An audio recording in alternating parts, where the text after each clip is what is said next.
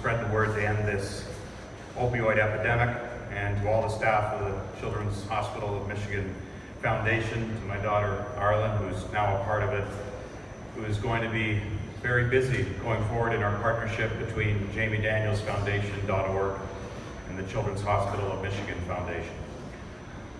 On December 7th of 2016, our family's life changed forever, unless you've lost a child, or a brother, or a sister.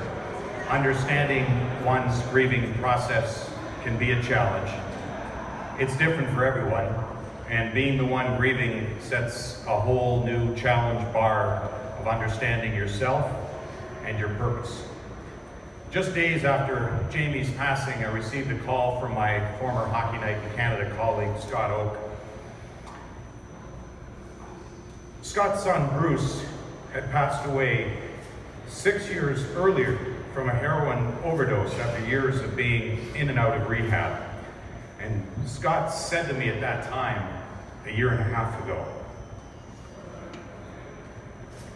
and I get choked up because that conversation still resonates like it was yesterday. Scott said, "Well, pal, we are now teammates on a team we want to be no part of." But after we talked for what was probably an hour, Scott said to me, "Give it time, and I can't tell you when, but you will find Jamie's calling." Scott, by the way, has raised enough money in Winnipeg, Manitoba. They are now in the midst of building a $4 million long-term recovery sober home in his son Bruce's name. So some 11 months later, my friend Craig Custance, the editor-in-chief of the Athletic Detroit subscription sports service, called to help promote my book, If These Walls Could Talk, Detroit Red Wings. At the end of that, he said, "So how are you doing personally?"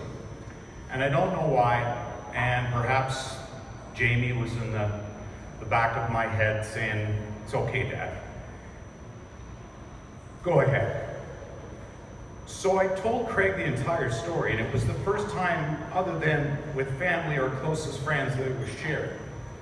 And even with family, we hid it for the longest time because basically Jamie's mom, Arlen, Rebecca, our families, we acquiesced to Jamie's wishes. He didn't want to be judged because he was determined to get sober. But maybe as a family, we didn't want to be judged either. And it's the shame and the stigma appear to be the script that goes along with the overprescription in this opioid crisis. Once Jamie's story was shared by Craig Custance in the Athletic Detroit Worldwide, there was no more hiding. Macomb County Judge Linda Davis, through our Red Wings team doctor Tony Colucci, said, "You're joining my efforts." And when Judge Davis says you're doing it, you're doing it. Judge Davis is president and founding member of Families Against Narcotics. She has become a source of support in navigating this epidemic. Then ESPN E60 called, and then 2020, and then Hollywood producers, to which we said no. And then Washington's Energy and Commerce Committee overseeing the opioid crisis touched base. And our family spoke there a month or so ago about the broken recovery industry in Florida that contributed to taking Jamie's life at 23.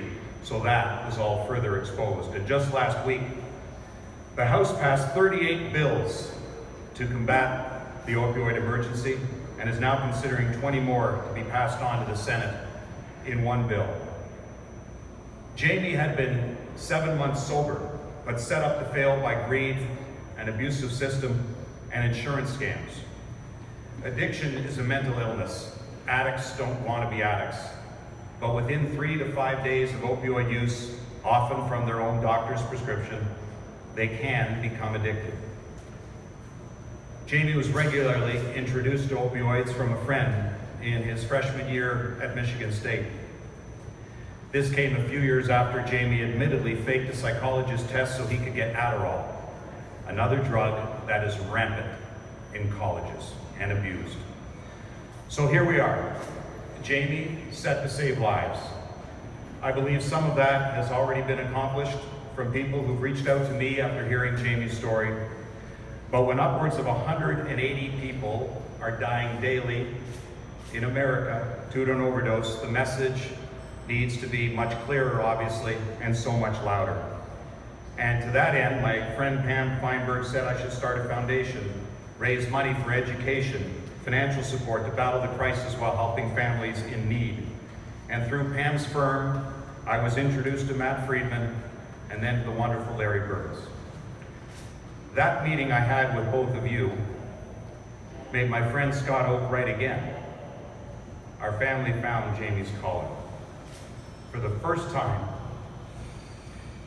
since his passing, a very dark cloud began to dissipate, and I thank you both, and our family thanks you. You bring so much hope thanks to your positive nature and your selflessness, and that is really what JamieDanielsFoundation.org, in partnership with Children's Hospital of Michigan Foundation, will be. Through our efforts together, our foundations will work endlessly to battle a crisis that costs us a life every 15 minutes. It's amazing. Because Jamie was loyal, positive, caring, selfless. He wanted to hear people laugh, so he could too. And he had a wonderful laugh. And we are hoping we can bring that opportunity to laugh again to families through our efforts to get through these darkest of times. So with that, I say thank you, and if anyone has any questions, we're Matt, Larry, me, we're here. So thank you. Thank you very much. Thank you for all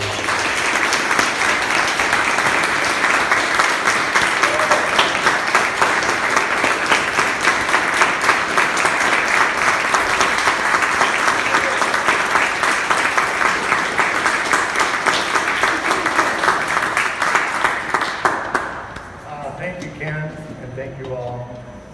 You can see with Ken's message and his passion and emotion why this was such an easy decision for us to get involved, and we're honored to be part of your family now for a long, long time. We're in the planning stages of what we're going to do next. We have a number of activities planned in the next few months before Ken is on the road all the time with the Red Wings. But if anyone has any ideas or thoughts, things that we should do to raise awareness and raise money, just let us know. Ken mentioned that Arlen is working with us now, so she'll be working on this every day, right upstairs on the second floor. And so this is going to be something that we have a lot of energy regarding, a lot of passion. But as Ken said, we're going to laugh and have fun as well. And Jamie will enjoy that. And so we appreciate you being here. Certainly, as Ken mentioned, we're willing to answer any questions with the media or anybody in the crowd. If you have any questions, feel free to ask them now.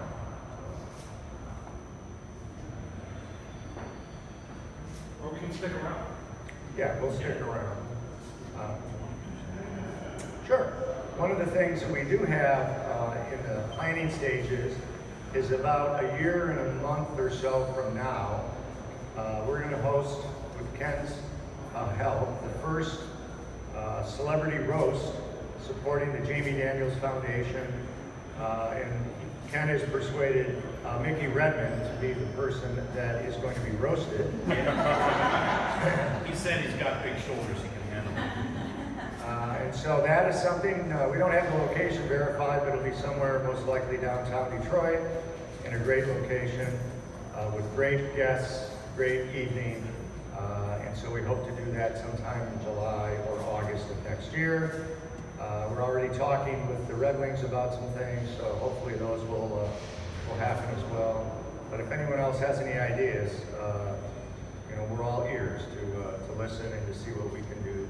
We'll also be on the radio and television as much as we can, just to continue to carry this message forward, because it's not only about fundraising, but really it's about educating, advocating, and I believe that if we do that, the money will come, the money will follow. And so we'll spend a lot of time messaging and also then following up to raise funds so we can do, as Matt says, more with more. With that, thank you very much. Ken will be here, Matt will be here, I'll be here to answer any questions. So thank you. Thank you.